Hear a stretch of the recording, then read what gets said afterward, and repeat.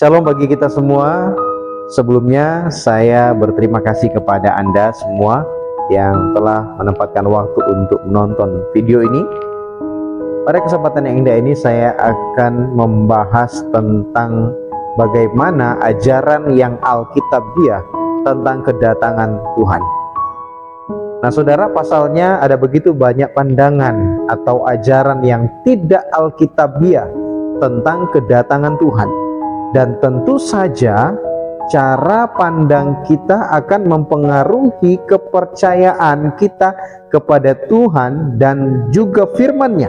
Oleh sebab itu, mari kita simak video ini. Sebelum kita lanjut, jangan lupa subscribe channel ini. Jika Anda memiliki pertanyaan, silahkan komen di kolom komentar. Semoga Anda terberkati. Tuhan Yesus memberkati Anda. Di dalam Alkitab ada 3 macam kedatangan Tuhan. Yang pertama disebut sebagai kedatangan pertama, sebagai Mesias untuk menyelamatkan orang berdosa, tepatnya di Bethlehem kurang lebih 2000 tahun yang lalu. Yang kedua, kedatangan di angkasa untuk menjemput gereja tubuh Kristus.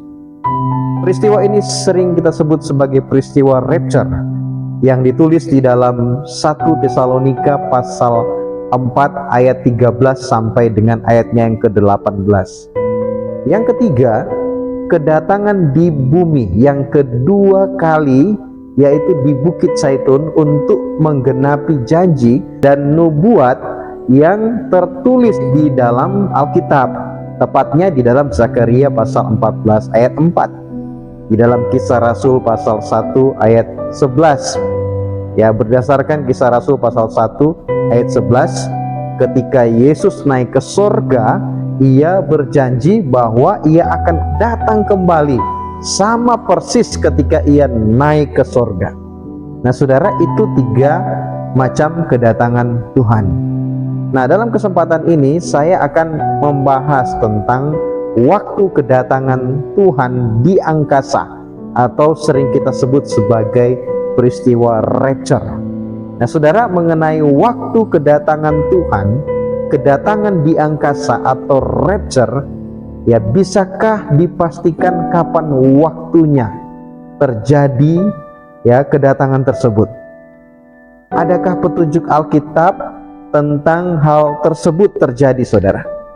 Nah oleh sebab itu, salah satu kebenaran yang dinyatakan melalui Rasul Paulus sebagai bagian dari penyataan rahasia adalah fakta bahwa Kristus akan datang di angkasa untuk mengangkat gereja keluar dari dunia sebelum ia datang yang kedua kali ke bumi untuk membangun kerajaan milenialnya, saudara, atau kerajaan 1000 tahun.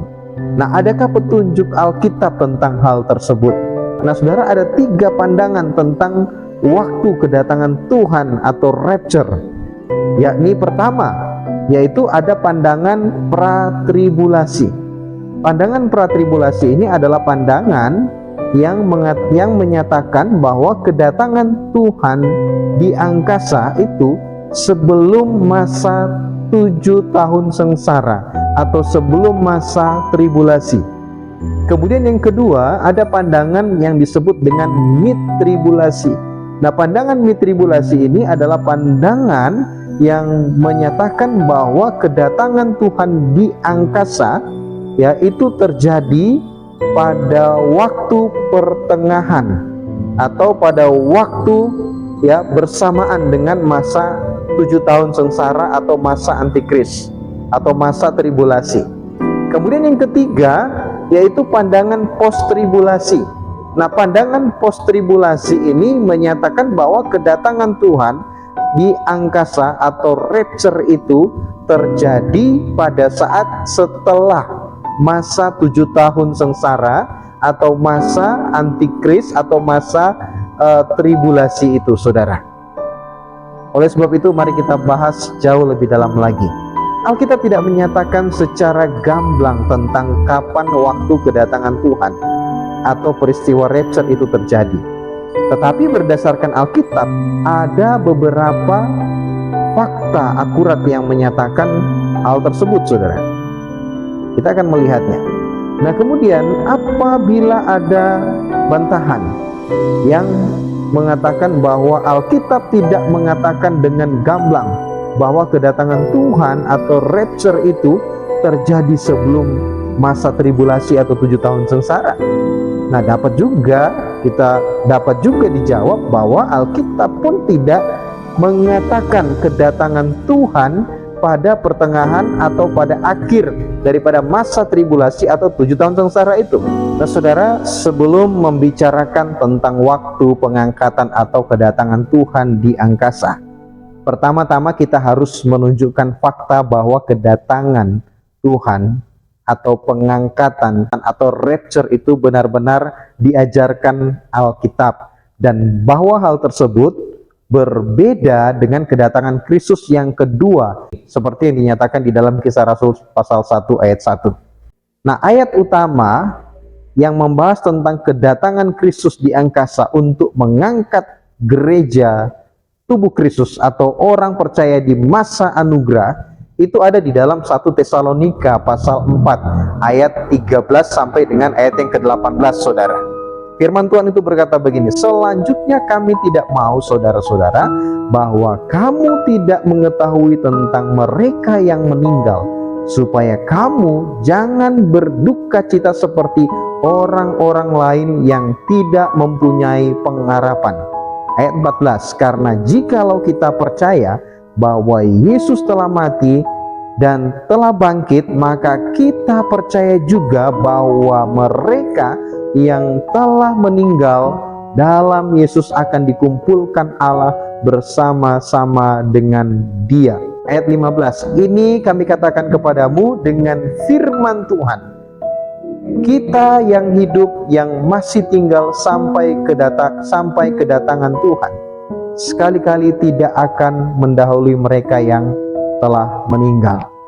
Ayat 16, sebab pada waktu tanda diberi, yaitu pada waktu penghulu malaikat berseru dan sangkakala Allah berbunyi, maka Tuhan sendiri akan turun dari sorga, dan mereka yang mati dalam Kristus akan lebih dahulu bangkit. Kemudian ayat yang ke-17, sesudah itu kita yang hidup yang masih tinggal akan diangkat bersama-sama dengan mereka dalam awan menyongsong Tuhan di angkasa. Demikianlah kita akan selama-lamanya bersama-sama dengan Tuhan. Kemudian di dalam ayat yang ke-18, karena itu hiburkanlah seorang akan yang lain dengan perkataan-perkataan ini. Saudara yang dikasihi Tuhan, kita menemukan ada 5 fakta penting di dalam bagian ini, saudara. Yang pertama, akan ada kedatangan Tuhan pada suatu waktu di masa yang akan datang. Tepatnya di dalam ayat 15 sampai dengan ayat yang ke-16 di dalam 1 Tesalonika pasal 4 tadi yang kita baca. Jadi kedatangan Tuhan itu bukan satu cerita dongeng atau sesuatu yang tidak pasti, tetapi Alkitab sudah mengatakan bahwa suatu kelak nanti Tuhan akan datang di angkasa, baik juga yang akan datang di bumi. Ya, ini adalah suatu fakta Alkitab yang tidak bisa dibantah kebenarannya, saudara. Yang kedua, Tuhan sendiri akan turun dari sorga ketika penghulu malaikat berseru dan sangkakala Allah berbunyi. Itu di dalam ayat yang ke-16, bahwa Tuhan akan datang dari surga. Ya, Tuhan sendiri yang akan datang. Kemudian fakta yang ketiga, mereka yang mati dalam Kristus akan pertama-tama dibangkitkan, dan sesudah itu orang-orang kudus yang masih hidup akan dibangkitkan, ya, atau diubah dan akan dibawa pergi kemana, saudara? Ke surga. Bersama mereka dalam awan menyongsong Tuhan di angkasa. Di dalam ayat 16 sampai dengan ayat 17 saudara bisa lihat ayat bagian itu. Kemudian fakta yang keempat, kebenaran ini dikemukakan sebagai suatu penyataan khusus, ya, karena Paulus sendiri berkata bahwa ini kami katakan kepadamu dengan firman Tuhan, itu di dalam ayatnya yang ke-15. Kemudian fakta yang kelima, saudara, Menyusul setelah itu dalam pasal berikut, kalau kita lihat di dalam pasal 5, kebenaran menyangkut kedatangan kembali Kristus ke dunia akan membawa kebinasaan, ya, serta-merta kepada mereka yang tidak percaya. Jadi saudara, kalau kita lihat di dalam 5 fakta ini adalah fakta yang ditulis oleh Alkitab. Nah saudara, kalau tadi kita melihat ada 3 pandangan tentang waktu kedatangan Tuhan. Yang pertama, pra-tribulasi atau sebelum masa 7 tahun sengsara atau masa antikris. Yang kedua, mid-tribulasi atau pertengahan tribulasi atau masa 7 tahun sengsara. Dan yang ketiga adalah post-tribulasi atau setelah masa 7 tahun sengsara. Nah saudara, saat ini saya akan memperjelas kembali tentang pandangan yang pertama, yaitu pra-tribulasi. Nah, beberapa pandangan Alkitab tentang kedatangan Tuhan pada masa pra atau sebelum tribulasi, diantaranya sebagai berikut saudara. Di dalam 1 Tesalonika pasal 5 ayat 9, ya, masih ada kaitannya dengan 1 Tesalonika pasal 4 ayat 13 sampai dengan ayat yang ke-18 tadi. Ya, Paulus menyatakan begini saudara, karena Allah tidak menetapkan kita untuk ditimpa murka, tetapi untuk beroleh keselamatan oleh Yesus Kristus Tuhan kita. Sesuai dengan konteks kata tidak ditimpa murka, merujuk pada suatu peristiwa apa saudara? Kalau kita perhatikan di dalam kalau kita perhatikan dalam pasal 5 ayat 9 itu, ya, kata tidak ditimpa murka sebenarnya merujuk pada suatu peristiwa apa? Adakah hal tersebut menggambarkan suatu peristiwa selain daripada masa 7 tahun sengsara atau masa antikris? Ya, dari konteks pembicaraan Rasul Paulus pada pasal 4 tentang kedatangan Tuhan, lalu pasal 5 tentang berjaga-jaga, dan tepatnya pada pasal 5 ayat 9 kata Allah tidak menetapkan kita untuk ditimpa murka. Nah, murka yang dimaksud ini adalah murka waktu kapan saudara? Ya, itulah sebabnya saya lebih cenderung berpikir bahwa ayat tersebut merujuk pada masa 7 tahun sengsara atau masa antikris. Sehingga jika berdasarkan ayat ini, kedatangan Tuhan di angkasa atau rapture itu akan terjadi sebelum masa 7 tahun sengsara atau masa antikris atau pandangan pratribulasi. Nah, orang-orang percaya di masa anugerah atau gereja tubuh Kristus akan diangkat ke sorga oleh Allah. Lalu orang-orang yang tidak beriman atau yang tidak percaya akan masuk ke dalam masa 7 tahun sengsara atau di dalam masa antikris. Nah saudara, itulah yang dimaksud dengan kata tidak ditimpa murka. Ya, bagi saya kata murka yang dimaksud itu tidak merujuk kepada suatu penghukuman kekal di dalam lautan api neraka. Karena konteks pembicaraan Paulus kepada jemaat Tesalonika, kalau kita melihat di dalam pasal 1 ayat 1, itu Paulus bicara kepada orang-orang percaya yang notabene jemaat Tesalonika ini adalah orang-orang percaya atau orang-orang yang sudah ada di dalam Kristus.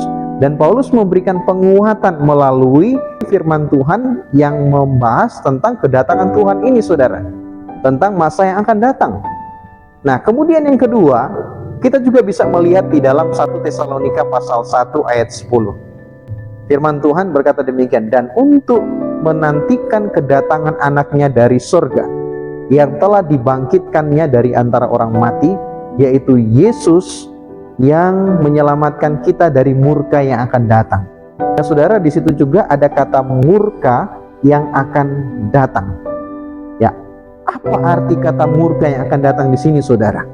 Ya, arti kata murka yang akan datang merujuk sekali lagi bahwa ini merujuk pada suatu masa yang disebut dengan 7 tahun sengsara atau masa tribulasi. Itulah sebabnya kedatangan Tuhan Yesus dipertegas lagi bahwa kedatangan Tuhan di angkasa atau rapture, ya, membawa gereja tubuh Kristus pada keselamatan kekal ke surga, supaya tidak terkena murka yang dahsyat di dalam masa 7 tahun sengsara atau tribulasi itu, saudara. Jadi berdasarkan kedua ayat ini di dalam 1 Tesalonika pasal 5 ayat 9 dan pasal 1 ayat 10, dapat dipahami bahwa kedatangan Tuhan di angkasa atau rapture itu berdasarkan 1 Tesalonika pasal 4 ayat 13 sampai dengan ayat yang ke-18 terjadi sebelum masa sengsara atau tribulasi. Jadi saudara, kalau kita tinjau kata ditimpa murka yang ada di dalam 1 Tesalonika pasal 1 ayat 10 dan pasal 5 ayat 9 lebih mengarah pada murka yang ada di dalam masa 7 tahun sengsara atau masa antikris. Dan orang-orang percaya di masa kasih karunia atau gereja tubuh Kristus lebih dahulu diangkat ke surga dalam peristiwa kedatangan Tuhan, yaitu rapture, sehingga kedatangan Tuhan atau rapture sesuai dengan 1 Tesalonika pasal 4 ayat 13 sampai dengan ayat yang ke-18 itu terjadi sebelum masa 7 tahun sengsara atau masa antikris. Jadi saudara tidak usah takut kalau kita sungguh-sungguh percaya kepada Kristus. Kita sungguh-sungguh percaya dan menerima Kristus sebagai Tuhan dan Juru Selamat. Kita tidak akan masuk di dalam masa 7 tahun sengsara atau di dalam masa antikris. Nah saudara, sejauh ini itulah beberapa penjelasan mengenai kedatangan Tuhan atau rapture. Teruslah belajar Alkitab supaya kita semakin banyak menemukan kebenaran Allah, dan semoga firman Tuhan ini dapat menjadi berkat bagi kita semua. Tuhan Yesus memberkati kita. Shalom.